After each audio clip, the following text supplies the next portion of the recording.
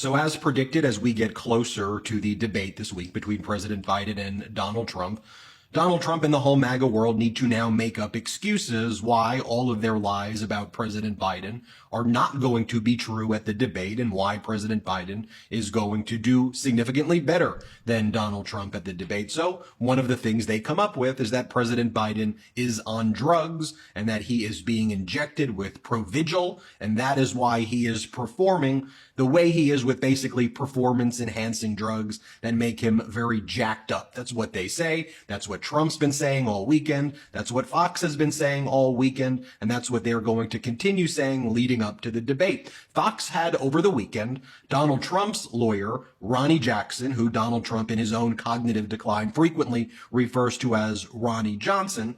Ronnie Jackson went on Fox and said what he believes is happening is that President Biden's at Camp David this weekend, not just really preparing for the debate, but they are working with President Biden on the various drugs that they are going to provide him with and inject him with. Then Donald Trump gave a speech this weekend where Donald Trump said that they are likely going to inject President Biden in the ass with lots of different medication, which we all know that Donald Trump is the ultimate projector and confessor. So undoubtedly, most likely at least, you have Ronnie Jackson doing that to Donald Trump. So here is Ronnie Jackson on Fox. He goes on the network that's been sued and settled for nearly $1 billion for their lies. And here Ronnie Jackson talks about how he believes that President Biden will be on Adderall and Provigil. Watch this. Those drugs are out there. They treat the cognition part of it. They try to, make it where he can think straighter and he's not lost and confused as much. And then there's drugs that actually just increase alertness, like Adderall and other types of amphetamine type drugs, maybe Provigil, things like that. And then there's a host of drugs that try to take the agitated edge off of most of these cognitive disorders. So I feel like they're probably giving him a little bit of all of this. They just have to get it just right. They all have different times of onset. They have different duration. They interact with each other. So it's, it's a challenge, but I think they have no choice with what they're working with. They don't have much to work with.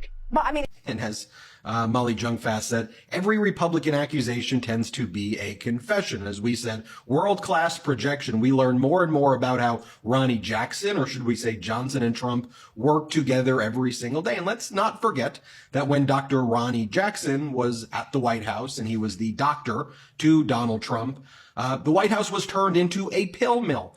Would you be shocked if I told you that at least 4,000 tabs of Provigil were just kind of handed out like candy? And then there was also copious amounts of fentanyl patches, Versed, which is the date rape drug, ketamine, all these other very hard drugs that were being passed around the White House with basically zero supervision. Would you be shocked if I told you that the Navy demoted Ronnie Jackson after a probe into his White House behavior, and in a scathing report found that he was potentially drunk on the job and engaged in other very serious inappropriate conduct, including overprescribing medication and being drunk while he was on the job?